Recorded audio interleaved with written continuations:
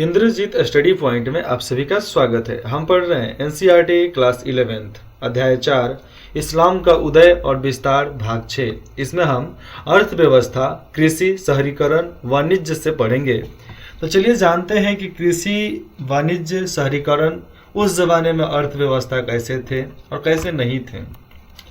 तो नए जीते गए जितने भी जगह को लोग जीत लेते थे, तो नए जीते गए क्षेत्रों में बसे हुए लोगों का प्रमुख व्यवसाय कृषि था। सबसे प्रमुख उन लोगों का रोजी रोटी था तो खेतीबाड़ी था। इस्लामी राज्य ने, जितने भी इस्लामी राज्य में थे, तो इस्लामी राज्य ने इसमें कोई परिवर्तन नहीं किया। जैसा खेती वैसा चल भाई। जमीन के मालिक बड़े और छोटे किसान थे। जमीन के जितने भी मालिक थे, बड़े किसान, छोटे किसान, बस। और कहीं कहीं राज्य भी था जमीन का मालिक। इराक और ईरान में जमीन काफी बड़ी इकाइयों में बटी हुई थी, सब जानते हैं, क्योंकि बड़ा बड़ा जमीन उधर मिलता है देखने के लिए। और इसकी खेती जो है, इसकी खेती किसानों द्वारा की जाती थी। और ससानी और इस्लामी कालों में संपदा स्वामी राज्य की ओर से कर एकत्रित करते थे। जो संपदा स्वामी थे, जो कर टैक्स वसूलने वाले, वो लोग आते थे राज्य से और लोग यहाँ से कर एकत्र करके लेकर चल जाते इकट्ठा करके। और इन इलाकों में जो पशुचारण की स्थिति में था, चाहे जो पशु चराता था, उससे आगे बढ़कर स्थिर कृषि व्यवस्था तक पहुंच गए थे। अब जो पशुचारण का काम करता था वो भी अब खेतीबाड़ी करने लगा था। जमीन जितने भी थे, तो जमीन गांव की साझी संपत्ति हुआ करती थी, मतलब सबका है, एक का नहीं है। अंत में जो भूमि की जितनी भी संपत्तियां होती हैं कि भैया ये हमें यहाँ से उपजा है, तो जो अंत में भूमि संपदा इस्लामी विजय के बाद मालिकों द्वारा छोड़ दी गई थी, वे राज्य द्वारा अपने हाथों में ले ली गई। अब जो संपदा मालिक छोड़ दिया उसको राज्य ने हथिया लिया। क्या बात है भैया, तुम्हारे बाप की बदौलती है क्या कि तुम अपना लिए? वे राज्य द्वारा अपने हाथ में ले ली गई। और साम्राज्य के जितने वर्ग के साम्राज्य थे, तो साम्राज्य के विशिष्ट वर्गों के मुसलमानों को दे दिया गया। जितने भी विशिष्ट मुसलमान थे, विशिष्ट वर्ग के, उनको दे दिया गया। विशेष रूप से खलीफा के परिवार के सदस्यों को ही दिया गया था। अब पता नहीं ये खलीफा उसका क्या बनाते, फिर भी उनको दिया गया, टेंशन नहीं लेने का। चलिए आगे जानते हैं। कृषि भूमि का सर्वोपरि नियंत्रण, कृषि भूमि का सबसे अच्छा नियंत्रण राज्य के हाथों में था। जो विजय का काम पूरा होने पर अपनी अधिकांश आय भू राजस्व से प्राप्त करता था। उसकी अधिकांश कमाई जो होती थी, वही भू राजस्व, मतलब भूमि के मालिक का जो कर मिलता है, जो वो लोग खेती बाड़ी करके जो टैक्स देते हैं, अनाज देते हैं, उससे इनकी कमाई हो जाती थी। अरबों द्वारा जीती गई भूमि पर जितने भी जमीन अरब लोग जीते, अरब के देशों के, जो मालिकों के हाथों में रहती थी, समझो यहाँ पर, अरबों द्वारा जीती गई भूमि पर जो मालिकों के हाथों में रहती थी, कर मतलब खराज, कर लगा दिया कि भैया तुम्हारा जमीन ठीक है, तुम मुझे पैसा दो, कर दो, टैक्स दो उसका। जो खेती की स्थिति, मतलब जिस पर खेती किया जा सकता है, जो खेती की स्थिति के अनुसार पैदावार के आधे से लेकर उसके 5वें हिस्से के बराबर होती थी। आधे से लेकर 5वें हिस्से तक बराबर होती थी कि भैया इतना तुमको यहाँ से हमको दे देना है, मतलब जितना तय कर देंगे उतना आपको देना पड़ेगा। तुम मरो जियो, उससे मतलब इन लोगों को नहीं था। तो पहले नहीं था तो आज भी नहीं है। टेंशन मत लो कि पहले नहीं था आज है, कुछ नहीं। आज भी वहां पर राजतंत्र चल रहा है। किसी का औकात है तो रोकवा दो, किसी का औकात है तो वहां पर इलेक्शन करवा देवे। हिम्मत है?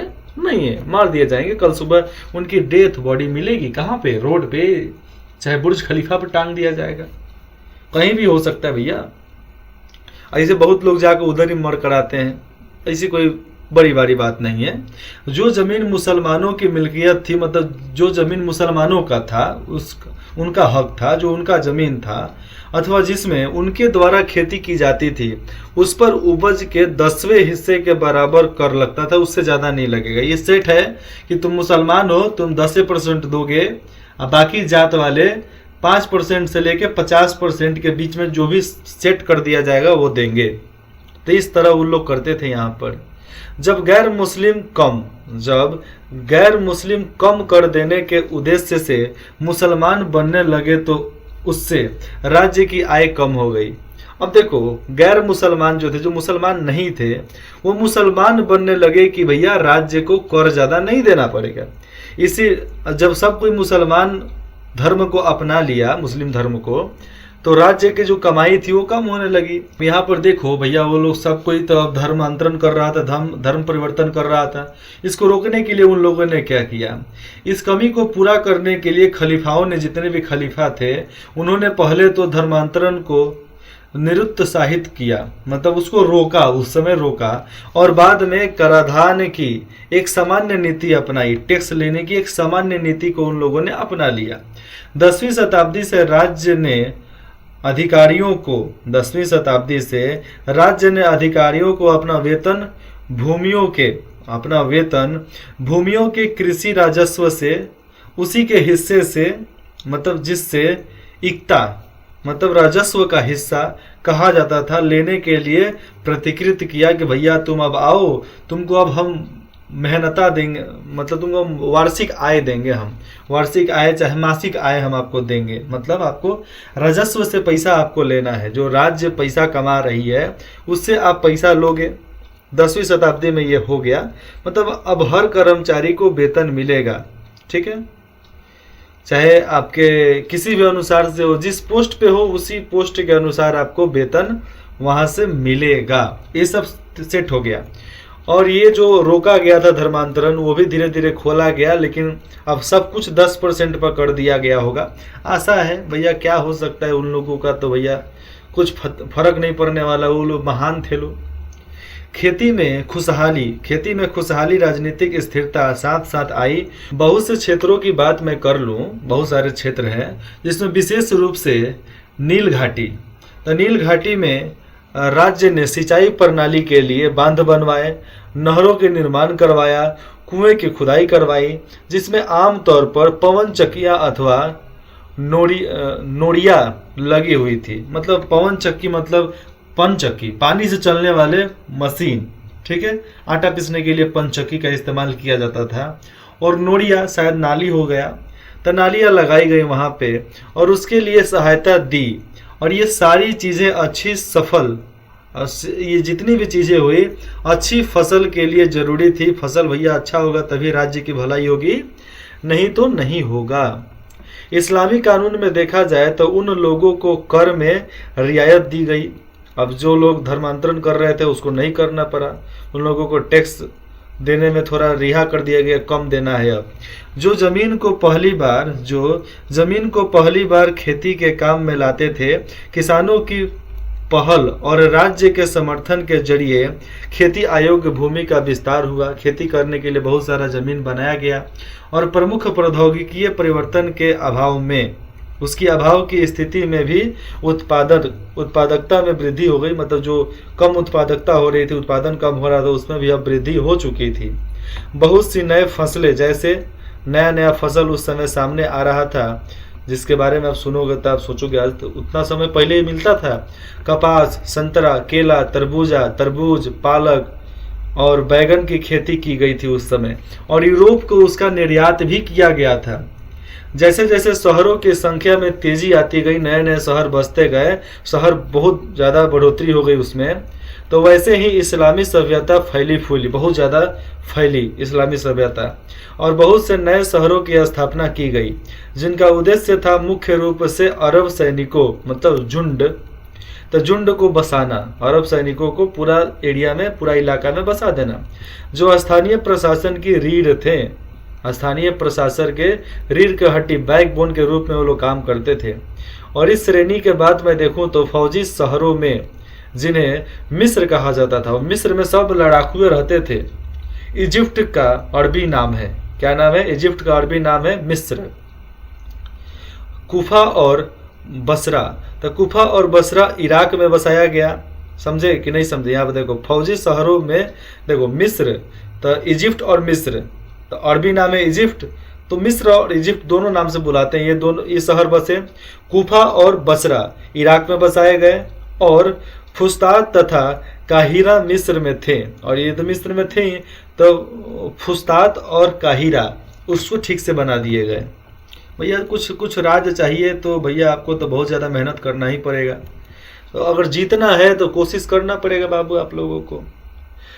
यहाँ पर देखो, फसल की कटाई मजदूरों का खाना, फसल की कटाई मजदूरों का खाना एक ट्रे मतलब ऊपर देखो ट्रे में एगो ट्रे पर लाया जा रहा है। और सूडो गैलन की प्रेत औषधि की पुस्तक में लिखा गया बुक ऑफ एंटीडोट्स। एंटीडोट्स मतलब उस रोग को मारने वाली दवा, तो इस नाम से लिखा गया बुक ऑफ एंटीडोट्स का अरबी रूपांतरण है, जो 1199 में डॉक्टर गैलेन की कहानी में लिखा गया है। गैलेन ने ही लिखा है उसमें। बुक का नाम बुक ऑफ एंटीडोट्स, ठीक है।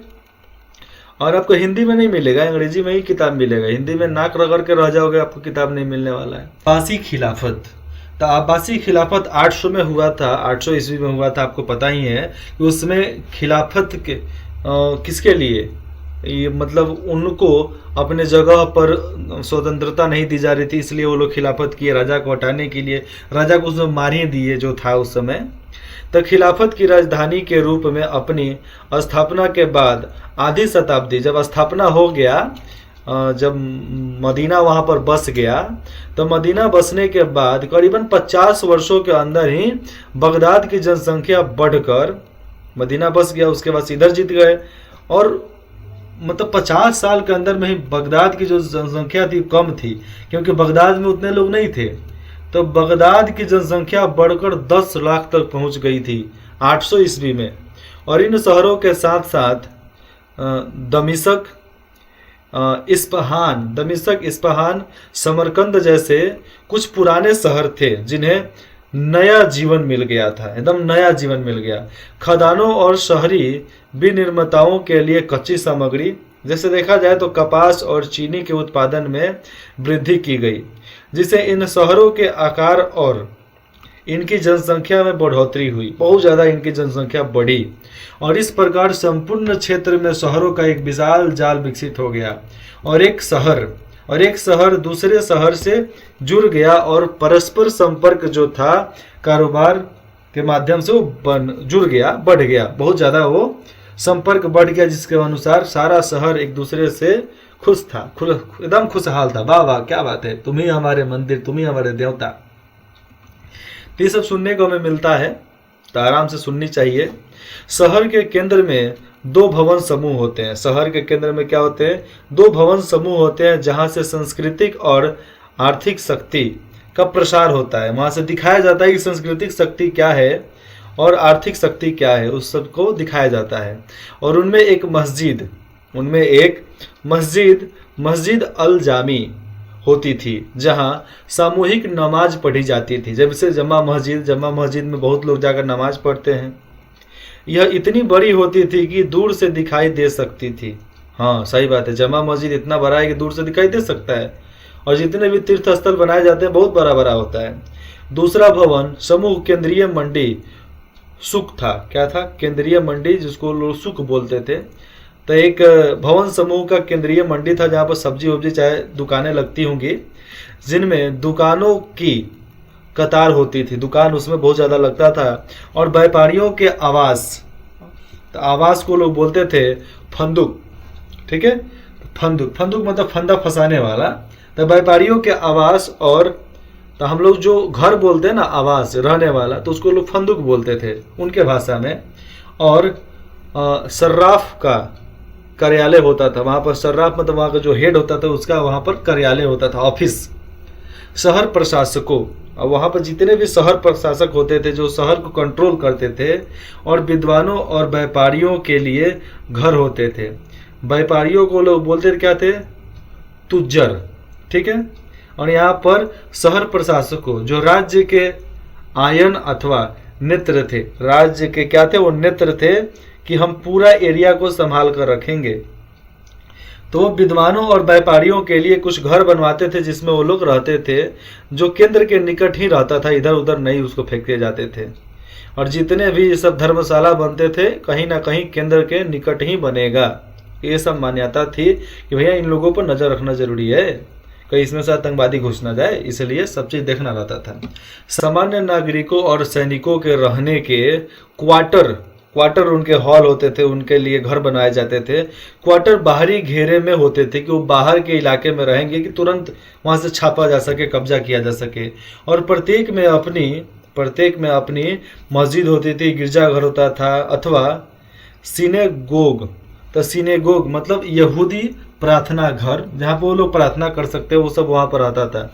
छोटी मंडी और सार्वजनिक स्नान घर को हमाम वो लोग बोलता था। मुसलमान में हमाम बोला जाता है मुसलमानी भाषा में। तो एक सार्वजनिक हमाम था, मतलब स्नान घर था, बाथरूम था नहाने के लिए, और एक महत्वपूर्ण सभा स्थल होता था। और शहर के बाहरी इलाकों में शहरी गरीबों, देखो समझो यहाँ पर ध्यान से, शहर के बाहरी इलाकों में शहरी गरीबों के मकान, देहातों से लाई जाने वाली हरी सब्जियां और फलों के लिए बाजार, काफिलों के ठिकाने, और अस्वच्छ दुकानें जो साफ सुथरा नहीं है, अस्वच्छ दुकानें जैसे चमड़ा साफ करने या रंगने की दुकानें और कताई की दुकानें होती थी, जो नीचे की तरफ होती थी, ऊपर नहीं होता था। शहर में होता था लेकिन दूसरे साइड में होता था ये सब। शहर की दीवारों के बाहर कब्रिस्तान और सराय होते थे, समझे। शहर के दीवारों के बाहर कब्रिस्तान और सराय मतलब पोखरा वगैरह सब वहाँ पर ही होता था, और कुछ लोगों को बैठने के लिए भी वहाँ पर बनाए जाते थे।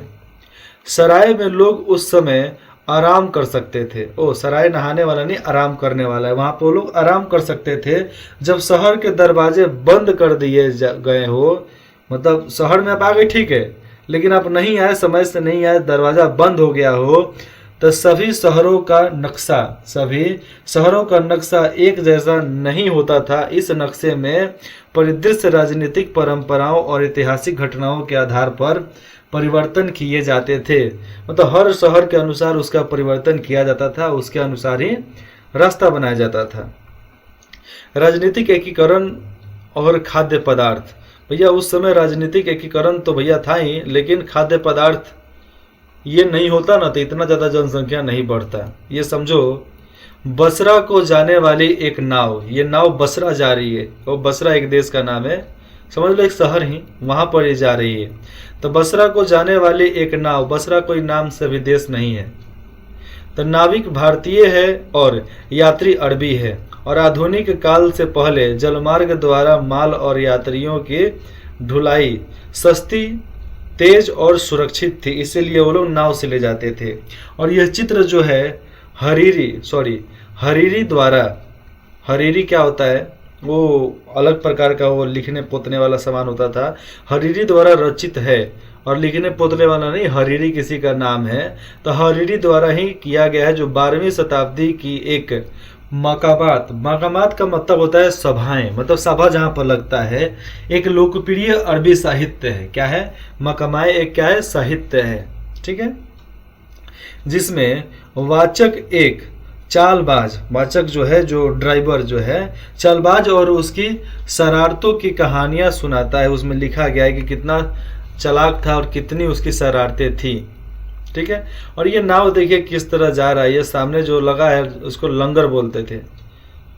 इसको डाल देने के बाद नाव उधर से इधर होगा नहीं, ये पानी में देखो मछलियां भी तैर सकती हैं, उस पर नाव भी तैर सकते थे। बहुत सोच समझ के नाव बनाए गए थे। पहले का नाव जिसने भी बनाया होगा क्या कमाल का बनाया होगा। राजनीतिक एकीकरण और खाद्य पदार्थ और विलास वस्तुओं की शहरी मांग ने विनियम के दायरे का विस्तार कर दिया। समझे, यहाँ पर राजनीतिक एकीकरण, देश को मिलना, खाद्य पदार्थ, खाने वाले सामान की पूर्ति कराना, विलास वस्तुएं, ऐशो आराम की सुविधाओं का जो मांग होने लगा था, यही एक समय था, यही एक कारण था जिसके वजह से इतना ज़्यादा विस्तार हुआ हमारे देश का, हमारे व्यापार का, हमारे समाज का, पूछो मत। आज पूरा वर्ल्ड हिल जाएगा अगर एक काम बंद हो जाए तो, पेट्रोलियम बंद हो जाए तो, है कि नहीं। आप सब जानते हो पेट्रोल डीजल अगर बंद हो जाए तो सब चीज ठप। भूगोल ने, अब भूगोल की बातें कर लेते हैं तो उसमें भी आ जाते हैं। तो भूगोल ने, जिसको इंग्लिश में जियोग्राफी बोलते हैं, तो भूगोल ने मुस्लिम साम्राज्य की सहायता की जो हिंद महासागर और भूमध्य सागर के व्यापारिक क्षेत्रों के बीच फैल गया, और 5 शताब्दियों तक अरब और ईरानी व्यापारियों का चीन, भारत और यूरोप के बीच के समुद्री व्यापार पर एक अधिकार रहा था। और भारत, चीन और यूरोप समुद्री व्यापार पर यह तीन के अलावा कोई नहीं राज्य किया था। लेकिन उसी भारत को इन सभी कुत्तों ने लूट लिया, इन सभी मुसलमानों ने लूट लिया, जिसने इस देश को छोड़कर भाग गए। और जितने भी इस देश के लोग हैं जो देश में रहकर काला कांड करते हैं और देश को लूट कर चले जाते हैं, भगौड़े साले, तो उन सभी भगौरों को बोलते हैं तुम स्वर्ग को छोड़कर नरक में चल गए, तुम अधर्मी हो, अपने मातृभूमि को ठग कर चल गए कुत्तों। जितना गाली दो कम है, आराम से दो, कोई दिक्कत नहीं है, जितना मन में आ जाए सब दे दो, देना चाहिए। यह व्यापार जो था दो मुख्य रास्तों यानी लाल सागर और फारस के खाड़ी से होता था। ये दो महत्वपूर्ण थे और लंबी दूरी के व्यापार के लिए उपयुक्त और उच्च मूल्य, यहाँ पर देखो, लंबी दूरी के लिए उपयुक्त और उच्च मूल्य वाली वस्तुएं जो महंगी हो, जैसे मसालों, कपड़ों, चीनी मिट्टी के चीजों और बारूद मतलब बम उड़ाने वाला बारूद को भारत और चीन से लाल सागर के पतनों अर्थात अदन और एधाब, दो शहर है, अदन और एधाब तक, और फारस खारी के पतन, खारिज के पतन क्या है, सिराफ, तो सिराफ और बसरा तक जहाज पर लाया जाता था। उसके बाद वो लोग अपने इलाके में बांट लेते थे। यहाँ से माल को जमीन पर ऊंटों के काफिलों के द्वारा बगदाद, दमिश्क और एलेपो के भंडार गृहों में पहुंचा दिए जाते थे। वहां से अलग अलग जगहों पर पहुंचा दिए जाते थे, बगदाद, दमिश्क और एलेपो के भंडार घर में, ठीक है। वहां पर पहुंच जाने के बाद मखाजिन को फ्रांसीसी शब्द मैगजीन का मूल्य है वहां पर, और मैगजीन का नाम देखो वो इधर से आया है, मखाजिन मतलब मैगजीन, फ्रांसीसी शब्द है, उसको मैगजीन का नाम दे दिया गया, जिसका अर्थ है दुकान। मैगजीन का मतलब होता है दुकान, जिसके अंदर सब चीज भर कर रखा जाए। तो हम लोग बंदूक के जो अंदर से गोली लगाते हैं उसको हम लोग नाम रख दिया मैगजीन। सब दुकान को आप मैगजीन बोल सकते हैं क्योंकि उसमें अंदर भी गोली सामान भरा हुआ है, बंदूक भी वही है, उसमें भी हम मैगजीन डालते हैं। तो देखो मैगजीन की परिभाषा हम किस तरह अलग लिख चुके हैं। यहाँ पर देखा जाए तो जितने भी भंडार थे तो भंडार गृहों तक स्थानीय खपत के लिए अथवा आगे भेजने के लिए वहां पर लेकर जाया जाता था, और उसके बाद से वो लोग जिधर भी ले जाए उनकी मर्जी, नहीं ले जाए जला कर राख कर दे वो उनकी मर्जी, हमको तो भाई पैसा मिल गया वापस आ जाओ। लेकिन ऐसा नहीं था, सामान लेकर गए सामान लेकर आएंगे, काम खत्म। मक्का के रास्ते से गुजरने वाले काफिले बड़े हो जाते थे, जो मक्का की तरफ से निकलता था वो बड़ा काफिला हो जाता था। जब हज की यात्रा का समय हिंद महासागर में नौ चालक, यहाँ पर समझो, जब हज की यात्रा का समय हिंद महासागर में नौ चालन के मौसम के अनुसार न भाई यात्रा होता था जी। तो नौ चालन के मौसम मतलब मवासिम, जो मानसून शब्द का मूल्य है, तो लोग मवासिम बोलते थे शायद उस समय, अब मानसून हो गया है। तो मौसम के साथ पड़ता था, मौसम के अनुसार ही सब चीज़ होता था। मौसम खराब तो भैया समुद्र की लहरें 2-2, 3-3 ताला ऊपर जाता है भैया, आपको उसमें इतना कूटेगा कि कुछ नहीं मिलेगा, जमीन के अंदर मिलोगे आप। और इस व्यापारिक मार्ग के भूमध्य सागर के सिरे, यहाँ पर देखो, इस जो व्यापारी मार्ग था भूमध्य सागर के सिरे पर सिकंदरिया के पतन, मतलब सिकंदरिया का वहाँ पर बंदरगाह था, सिकंदरिया के पतन से यूरोप को किए जाने वाले निर्यात को यहूदी व्यापारियों द्वारा संभाला जाता था, और सिकंदरिया पतन से ही उसको वो लोग यूरोप वाले लेकर जाते थे। जैसा कि यहाँ पर देखा जाए गैनीजा, ये कोई समूह होता था, गैनीजा संग्रह में परिरक्षित उसके पत्रों से देखा जा सकता है। वो पत्र देते थे ना कि ये ऐसा ऐसा व्यापार करना, उसके अनुसार ही व्यापार होता था। किंतु देखा जाए तो 4वीं शताब्दी से व्यापार और शक्ति के केंद्र के रूप में काहिरा के उभर आने के कारण, जब काहिरा सामने आया तो काहिरा के उभर जाने के कारण इटली के व्यापारिक शहरों से पूर्वी माल की बढ़ती हुई मांग के कारण लाल सागर के मार्ग ने अधिक महत्व प्राप्त कर लिया। यहाँ पर समझो आप, उस समय जब हर शहर 4वीं शताब्दी में जब सबसे ज़्यादा सब चीज़ फैलने लगा, शक्ति बढ़ने लगा, शक्ति का केंद्र जब काहिरा बन गया, उसके बाद से तो भैया इटली व्यापारिक शहरों में बहुत ज़्यादा वो फैला, क्योंकि वहाँ से माल पूर्ति जो होती थी, वहाँ से पूर्वी माल की बढ़ती हुई मांग, जो मांग वहाँ से बढ़ा ना पूरब के तरफ से, उसके अनुसार लाल सागर का जो मार्ग था वो बहुत ज़्यादा महत्व हो गया, और बहुत ज़्यादा वो रखता था महत्व, क्योंकि बहुत ज़्यादा वो लोग डिमांड करते थे, ये चाहिए वो चाहिए, ला दो, मैं तुम्हें पैसा देगा, रे सोना देगा, लाओ लाओ लाओ। पूर्वी सिरे के चर्चा करें, अब पूर्वी की तरफ का चर्चा करते हैं तो ईरानी व्यापारी मध्य एशिया और चीनी वस्तु, मध्य एशिया और चीनी वस्तु क्या होता है, शायद हम लोग का चीनी खाने वाला होगा, तो चीनी वस्तु जिसमें कागज भी शामिल था, लेकिन ये चीनी चाइना वाला शायद होता होगा, लेकिन वो चाइना वाला नहीं है, चीनी जो हम लोग फाँकते हैं।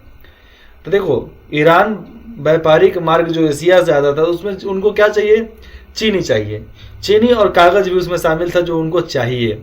लेने के लिए बगदाद से बुखारा और समरकंद को आज के रूप में तुरान बोलते हैं, तो तुरान होते हुए रेशम मार्ग से वो लोग कहाँ आते थे, चीन आते थे, और चीन से वो चीनी, कागज क्या क्या लेकर जाते थे, और चीन जाते थे। और तुरान भी वाणिज्य तंत्र में एक महत्वपूर्ण कड़ी था, क्योंकि तुरान में भी बहुत ज़्यादा व्यापारिक संगठन हुए करते थे, क्योंकि वही तो रास्ता था आने जाने का, तो भैया उनका तो खुश रखना ही पड़ेगा। तो तुरान को भी ये लोग सब कुछ खुश रखते थे, तुम भी खुश हम भी खुश, दे दे राम दिला दे राम, देने वाला दाता राम। यह तंत्र जो था यूरोपीय वस्तु मुख्यतः देखा जाए तो फर और सलाव गुलामों, मतलब इसकी एक अंग्रेजी स्लेव शब्द है, स्लेव मतलब गुलाम होता है, ठीक है। तो गुलामों के व्यापार के लिए उत्तर में रूस और सेकेंडिनेविया तक फैला हुआ था। अजीब नाम है इनके देश के, तो रूस से लेके सेकेंडिनेविया तक ये सब समाज फैला हुआ था। और इन वस्तुओं की अदायगी मतलब उनकी दाम, तो इन वस्तुओं की अदायगी के लिए इस्तेमाल किए जाने वाले इस्लामी सिक्के और खरीदने बेचने के लिए इस्लामी सिक्के को बोलते थे, वो लोग क्या बोलते थे, उनका जो भी दानिश और दामुद्रा होता था उसके अनुसार वो लोग चलता था ना। तो इन वस्तुओं की जितनी भी खपत होती थी वो सिक्कों से हो जाती थी, कि भैया तुम इतना दाम दो, हमसे सिक्का ले जाओ। और जो भी होता था, इस्लामी सिक्के वेल्गा नदी के आसपास और बाल्टिक क्षेत्र में बड़ी संख्या में पाए गए थे। और इन बाजारों में जितना बाजार लगता था, इन बाजारों में तुर्क गुलाम मतलब दास दासियां भी खलीफाओं और सुल्तानों के दरबार के लिए खरीदे जाते थे। वहाँ पर दास और गुलाम, इसमें लड़का लड़की को भी बेच दिए जाते थे। सुल्तान के किसी भी काम आ जाएंगे, भैया राजा है, कुछ वो करेगा, बलात्कार करेगा, रेप करेगा, जो करे करने दो, खरीद लेता था। तुम्हारे साथ जो करेगा उसकी मर्जी, अच्छा होगा तो नहीं करेगा, खुश हो, और खराब होगा तो आपका जीना हराम कर देगा। और क्या कर सकता है। कागज गैनीजा अभिलेख और इतिहास, देखिए यहाँ पर कागज गैनीजा जो ऊपर नहीं समझ में आया उसको भी पढ़ेंगे, उसके बारे में सब यहाँ पर लिखा गया है। कागज के आविष्कार के बाद इस्लामी जगत में लिखित रचनाओं का व्यापक रूप से प्रसार होने लगा। और कागज जो था लिनन से निर्मित होता था, चीन से आया था। कहाँ से आया था? चीन से, जहाँ कागज बनाने की प्रक्रिया को बहुत सावधानी से गुप्त रखा गया था, इसीलिए वो फैला नहीं। लेकिन वहाँ के लोगों को जब ये लोग बंधक बना लिए तो मिल गया ये सब, क्या यहाँ से कागज बनता है, हम भी बनवाएंगे। और 751 में समरकंद के मुसलमान प्रशासकों ने 20,000 चीनी आक्रमणकारियों को बंदी बना लिया। वो लोग चीनी वस्तु बहुत ज़्यादा खरीदते थे, तो जब वो लोग उनको 20,000 सैनिकों को बंदी बना लिया, जिसमें से कुछ कागज बनाने में बहुत निपुण थे, कागज बनाना उनको बहुत अच्छे से आता था। अगले 100 वर्षों के लिए समरकंद का कागज निर्यात की एक महत्वपूर्ण वस्तु बन गया था। 100 वर्षों तक कागज खूब बेचा, कौन? समरकंद, ठीक है। चूंकि देखा जाए तो इस्लाम जो था एकाधिकार का निषेध करता था। भैया आप ही का नहीं है, हमारा भी है, इस पर हमारा भी हक है, हम भी बनाएंगे। इसलिए कागज इस्लामी दुनिया के बाकी हिस्सों में बनाया जाने लगा और 10वीं शताब्दी के मध्य भाग तक, 10वीं शताब्दी के मध्य पैपाइस एक ऐसी लेखन सामग्री था जिससे एक ऐसे पौधे से, मतलब ऐसे पौधे के अंदरूनी तने मतलब जड़, चाहे अंदर का कुछ उनका नस वगैरह हो गया, तो तने से बनाया जाता था जो नील घाटी में बहुतायत से उगता था। और उसका इस्तेमाल करके वो लोग क्या बनाते थे? कागज। तो कागज की मांग बढ़ गई और अबद अल लतीफ जो बगदाद से आया हुआ था, कहाँ से? बगदाद से आया हुआ था, एक चिकित्सक था। चिकित्सक मतलब एक डॉक्टर था। यहाँ पर समझो आप, तो आदर्श विद्यार्थी का चित्रण पृष्ठ 98 पर देखिए, 98 पर इसके बारे में लिखा है। तो वो चिकित्सक था और 1193 से 1207 तक मिस्र का निवासी था। लिखा गया है उनके बारे में कि मिस्र के किसानों ने मम्मियों के ऊपर, मम्मी कौन, जो लोग ताबूक में भर देते थे, तो मम्मियों के ऊपर लपेटे गए लिनन से बने हुए आवरण प्राप्त करने के लिए कब्रों को किस तरह लूटा था। मतलब ये बताया जा रहा है कि वहां से लिनन को प्राप्त करने के लिए कब्रों को इतना ज़्यादा उन लोगों ने लूट लिया ताकि वे इन लिनन आवरणों को कागज के कारखानों को बेच सके। इसलिए बहुत सारे कब्र को लूट लिया गया उसमें से लिक्विड निकालने के लिए, और हमेशा लिक्विड में लगाकर, लिक्विड में भरकर ही उसको मम्मी बनाए जाते थे कि बॉडी सड़ेगा नहीं, बॉडी वैसे ही का वैसे ही रहेगा, एकदम ठोस हो जाएगा पत्थर जैसा। कागज की उपलब्धता के कारण देखा जाए तो सभी प्रकार के वाणिज्यिक और निजी दस्तावेजों को लिखना भी सुविधाजनक हो गया था। ठीक है। 1896 में फुस्तात, मतलब पुराना काहिरा, तो काहिरा का नाम बदलकर फुस्तात कर दिया गया। तो फुस्तात में बेन एजरा के यहूदी प्रार्थना भवन के एक सीलबंद कमरे, गेनिजा, जिसका उच्चारण गेनिजा के रूप में किया जाता था, और उसमें मध्यकाल के यहूदी दस्तावेजों का एक विशाल संग्रह मिला है। और वहाँ से गेनिजा से ही बहुत बड़ा इनको विशाल संग्रह मिला है दस्तावेजों का, यहूदियों का दस्तावेज। ये दस्तावेज जो है इस यहूदी प्रार्थना प्रथा, ये जो दस्तावेज है इस यहूदी प्रथा के कारण संभाल कर रखे गए थे। इसलिए हमें मिला कि ऐसे किसी भी लिखावट को नष्ट नहीं किया जाना चाहिए। वो लोग मानते थे किसी भी लिखावट को नष्ट नहीं किया जाना चाहिए जिसमें परमेश्वर का नाम लिखा हो, इसीलिए वो लोग परमेश्वर का नाम लिखते थे कि नष्ट नहीं होगा। गेनिजा को देखा जाए तो लगभग 2.5 लाख पांडुलिपियां और उनके टुकड़े थे। कितने थे? 2.5 लाख पांडुलिपियां और कुछ कुछ टुकड़े थे, चाहे उन लिपियों के अनेक टुकड़ी, यहाँ पर तो लिखा है कि उनके टुकड़े थे, मतलब कुछ भी मिल सकता है वहाँ पर, उनको अलग अलग पुस्तक का भी हो सकता था, जिनमें कई 18वीं शताब्दी के मध्यकाल की भी थी। मतलब आज से 18वीं सदी की थी वो सब, मध्यकाल में जब सब अंग्रेज वगैरह सब लूटमात कर रहे थे तब की। और अधिकांश सामग्री की बात कर लें तो 10वीं से 13वीं शताब्दी तक की थी, अर्थात फातिमी, आयूबी और प्रारंभिक मामलुक काल की थी। मतलब ये फातिमी काल के आयूबी काल का था, और यह प्रारंभिक जो मामलुक लोग थे उनके समय का भी हो सकता था। और इनमें व्यापारियों के परिवार, लेकिन व्यापारियों के परिवार नहीं है, देखो कोमा है, यहाँ पर दिख रहा है आपको, कोमा है। तो इनमें व्यापारियों, परिवार के सदस्य और दोस्तों के बीच लिखे गए पत्र भी वहाँ पर मिले हैं। और किनके लिखे मिलेंगे? जो अरबपति खरबपति थे उनका मिलेगा।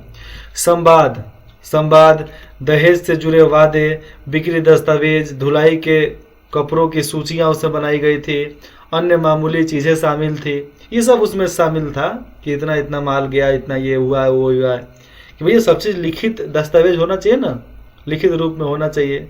अधिकतर दस्तावेज देखेंगे तो यहूदी अरबी भाषा में लिखे गए हैं, जो हिब्रू अक्षरों में लिखी जाने वाली अरबी भाषा का ही रूप है, तो हिब्रू में लिखे गए हैं, ठीक है, जिसका उपयोग समूचे मध्यकालीन भूमध्य सागरीय क्षेत्रों में यहूदी समुदायों द्वारा आमतौर पर किया जाता था। यहूदी समुदाय उसका इस्तेमाल किया करते थे। और गेनिजा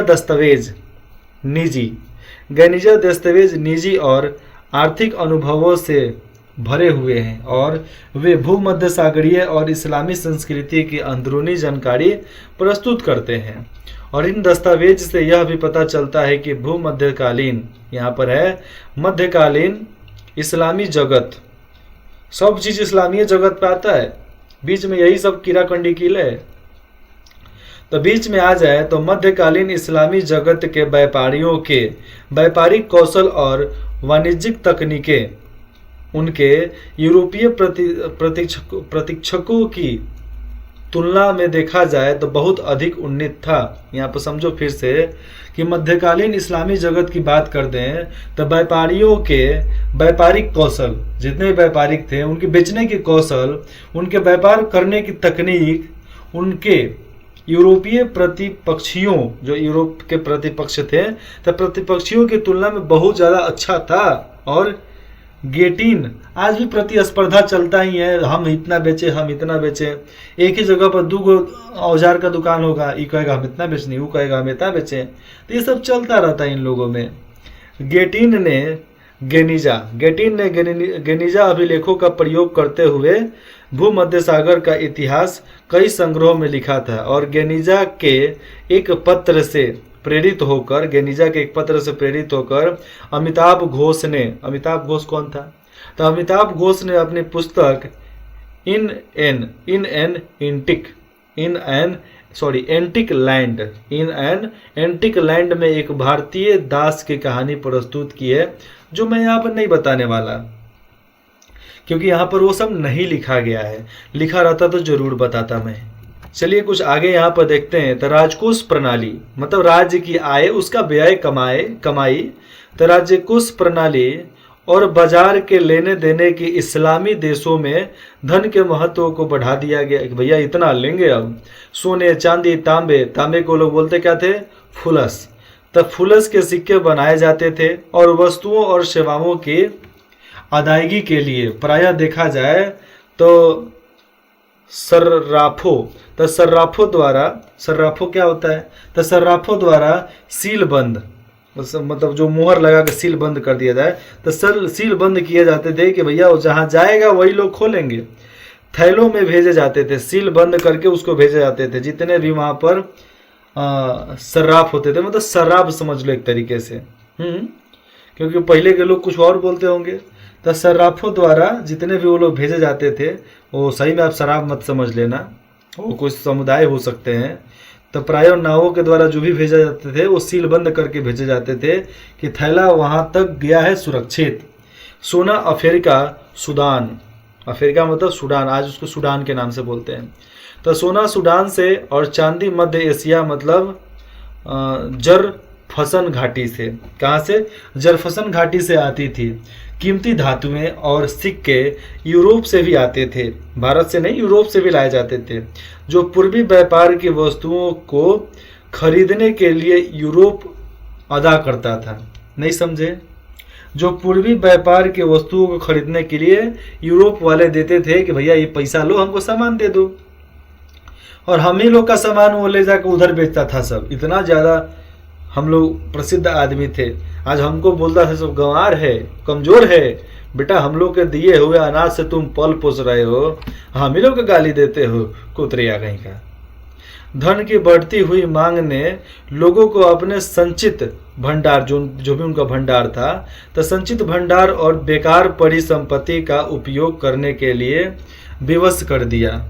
उधार का कारोबार भी मुद्राओं के साथ जुड़ गया था, जिससे वाणिज्य गतिशील हो गया था। जो व्यापार था बहुत ज़्यादा तेजी से बढ़ने लगा। मध्यकालीन आर्थिक जीवन में मुस्लिम जगत का सबसे बड़ा योगदान था कि उन्होंने अदायगी मतलब पैसा देना, कर देना, टैक्स देना और व्यापार व्यवस्था के बढ़िया तरीकों को विकसित किया। अदायगी में यह भी आ जाएगा कि हमने आपको सामान दिया, पैसा दो, हमने आपसे सामान खरीदा, हम अपने पैसा दिया आपको, तो ये हो गया व्यापार। तो ऐसे व्यापार के तरीकों को वो लोग और बढ़ाएं, बहुत ज़्यादा व्यापार विकसित भी हुआ, तरीके भी अलग अलग बढ़ते गए। साख पत्रों, अब साख पत्रों क्या होता है? शक जो अंग्रेजी शब्द का चेक और हिंदी शब्द का साख, साख का मूल्य है। तो कुछ पत्र भी भेजे जाते थे इधर से उधर। और हुंडियो मतलब bill for exchange, bill for exchange मतलब सुफ्तजा। बिल फॉर एक्सचेंज में यही आ जाएगा कि हम आज फ्लिपकार्ट से चाहे किसी भी कंपनी से सामान मंगाते हैं, बिल आता है, तो कभी गड़बड़ हुआ है 1 साल के अंदर में गारंटी मिलता है, तो हाँ भैया गारंटी है, इतना सामान खराब हुआ है तो ठीक है इतना भेज दीजिए, आपके पास गारंटी है अभी। तो इसी को बोलते हैं हुंडियो, मतलब बिल फॉर एक्सचेंज। तो उसका प्रयोग उस समय के व्यापारी लोग भी करते थे। व्यापारियों साहूकारों द्वारा धन को एक जगह से दूसरी जगह और एक व्यक्ति से दूसरे व्यक्ति को आंतरिक करने के लिए, मतलब भेजने के लिए किया जाता था। भैया वो बिल नहीं देंगे तो कैसे काम चलेगा? तो बिल भी दिया जाता था कि बिल ले जाओ जाकर दे देना। तो बिल को क्या बोलते थे? हुंडियो। और आप मुसलमानी भाषा में चले जाओ तो सुफ्तजा। याद रहेगा, सुफ्तजा और हुंडियो। मुझे पता है आपको याद नहीं रहने वाला है, छोड़ो इसको, याद करने की कोई जरूरत नहीं, एक बार समझ लेना, क्योंकि एमसीक्यू में ही हमेशा पूछता है, आराम से टिक लगा सकते हो। पढ़े रहोगे तो टिक लगाओगे, नहीं पढ़े रहोगे तो मुंह बांधोगे ढोलक जैसा। लेकिन याद रखो, हुंडियों को वो लोग बोलते थे बिल, चाहे सुफ्तजा, याद रहेगा। वाणिज्यिक पत्रों के, जो वाणिज्य के लिए जो पत्र लिखे जाते थे, तो पत्रों के व्यापक उपयोग से व्यापारियों को हर स्थान पर नगद मुद्रा अपने हाथ, चाहे अपने साथ ले जाने से मुक्ति मिल गई कि भैया अपने साथ अब मुद्रा ले जाने की कोई ज़रूरत नहीं है, नगद पैसा ले जाने की कोई ज़रूरत नहीं है। पत्र मिल गया कि इतना रुपया का सामान है, और इधर से पत्र मिल गया इतना रुपया, चलो भाई बराबर हो गया। तो ऐसे ही पत्र चलते थे। इससे देखा जाए तो उनकी यात्रा भी ज़्यादा सुरक्षित हो गई थी, कोई लूटने वाला नहीं था।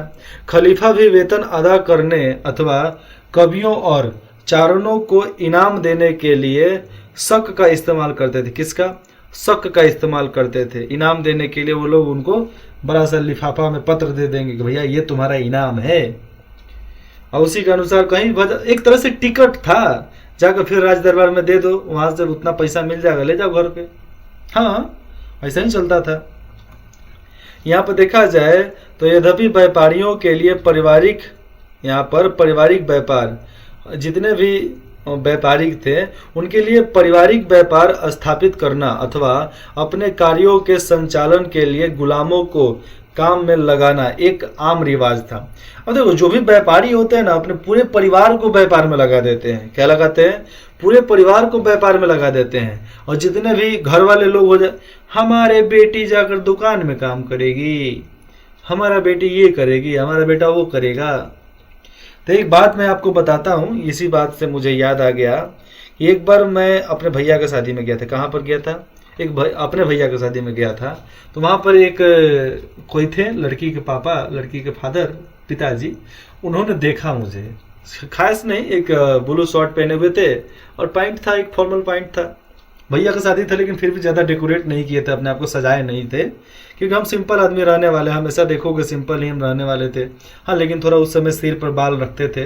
करीबन 2022 का बात है, और बाल भी इसीलिए रखे थे क्योंकि शादी था, बोला गया था, रख लिए।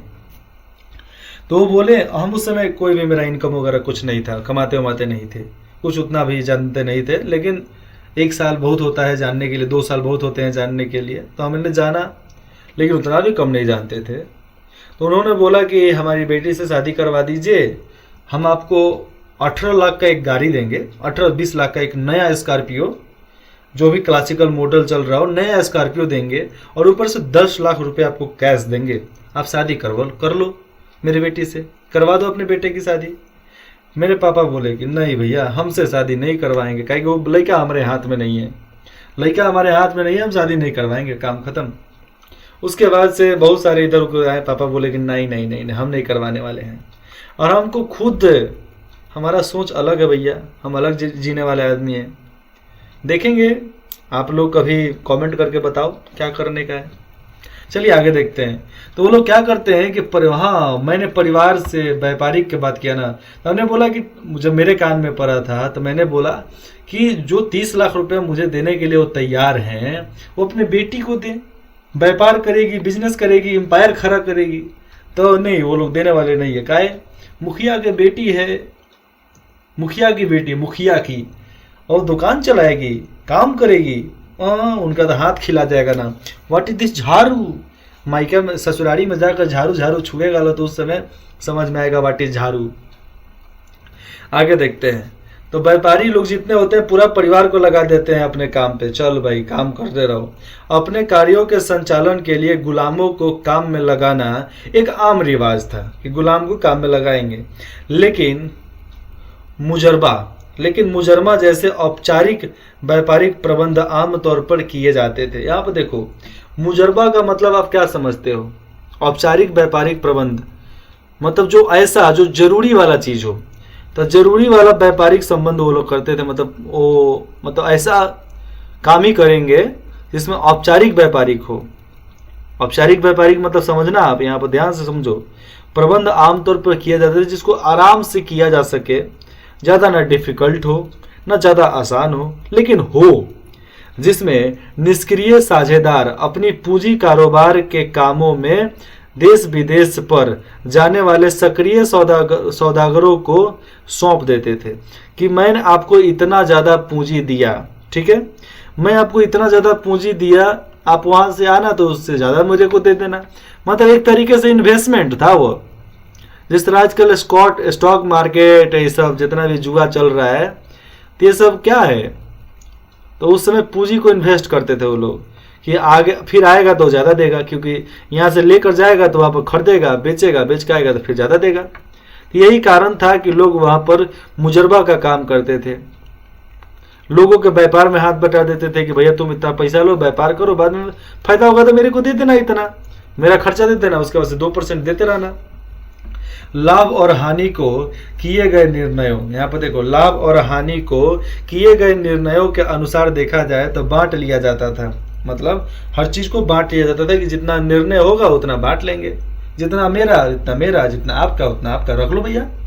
इस्लाम लोगों को धन कमाने से नहीं रोकता था। इस्लाम जो था लोगों को धन कमाने से कभी नहीं रोकता था, बशर्ते कुछ निषेध संबंधी नियमों का पालन करना होता था।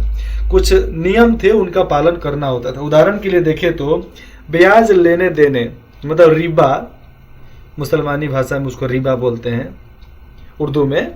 तो रिबा मतलब गैर कानूनी थे लेन देन, ब्याज लेन देन, उधार लेना देना, वो गैर कानूनी था। हालांकि लोग बड़े चतुराई पूर्ण को बोलते थे हियाल।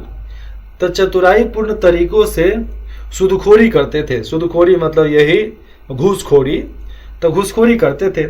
जैसे देखा जाए तो किसी खास किस्म के सिक्कों में उधार लेना, किसी खास किस्म के सिक्कों में उधार लेना और एक अन्य किस्म के सिक्कों से अदायगी करना, उधार लेना और अन्य प्रकार से उसका टैक्स कर देना, मतलब कर का मतलब ब्याज देना उनका, ठीक है। और मुद्रा विनिमय मतलब हुंडी का मूल्य पर कमीशन के रूप में छिपे तौर पर ब्याज खा लेना। अब हुंडी के रूप में खा लो ब्याज को, हाँ, हुंडी के रूप में ब्याज को खा सकते हो, आराम से खा सकते हो। क्योंकि देखो मैंने यहाँ पर एक शब्द बताया था कि साख पत्रों, इसमें हुंडी मतलब बिल। तो बिल के अनुसार ही वो लोग क्या करते थे, कमीशन खा जाते थे। और बिल के अनुसार उनको अलग प्रकार का उनको कुछ मिल जाता होगा। अब उस जमाने में क्या दिए जाते थे क्या नहीं, उसको मेरे को तो आज तक पता नहीं चला। किसी को नहीं पता है, केवल अनुमान लगाते हैं लोग कि ये हुआ वो हुआ, क्या नहीं हुआ। कोई 100% गारंटी ठोक कर नहीं बोल सकता ये हुआ था, कोई नहीं बोल सकता है। हाँ, लेकिन व्यापार था, कुछ खरीद कर देते होंगे उपहार के रूप में, चाहे पैसा छुपा कर दे देंगे। 1001 रातें, 1001 रातें, यहाँ पर समझना ये 1001 रातें अलिफ लैला और लैला। अलिफ लैला और लैला की कहानी आप सुने हो ना, इसका सीरियल भी देखे होंगे। तो 1001 रातें, तो इसमें दो नहीं है, 1000 दिन के बारे में बताया गया है। तो 1001 रातें की कई कहानियों में हमें मध्यकालीन मुस्लिम समाजों की तस्वीर मिलती है।